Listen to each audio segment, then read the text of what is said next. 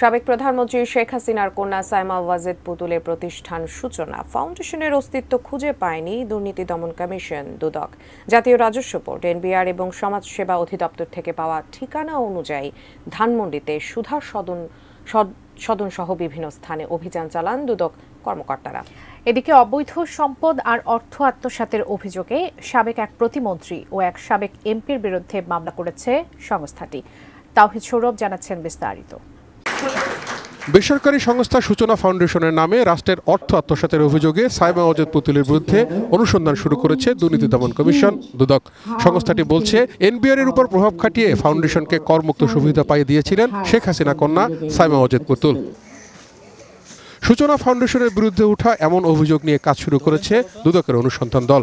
এরই ধারাবাহিকতায় বুধবার এনবিআর এবং সমাজসেবা অধিদপ্তর থেকে পাওয়া সূচনা ফাউন্ডেশনের ঠিকানা যায় দুদক দল। তবে প্রতিষ্ঠানটির অফিস হিসাবে রাজধানীর ধানমন্ডির যে ঠিকানা ব্যবহার করা হয়েছে সেখানে সেটির কোনো অস্তিত্ব পায়নি বলে জানিয়েছে দুদক। জেনেক্সে শিফট করো, লাইফকে লিফট করো। কাগজে কলমে যেখানে ঠিকানা দেওয়া ছিল সুধা সদন ধানমন্ডিতে, সেখানে এনফোর্সমেন্টের টিম গিয়ে সূচনা ফাউন্ডেশনের কোনো অস্তিত্ব পাননি।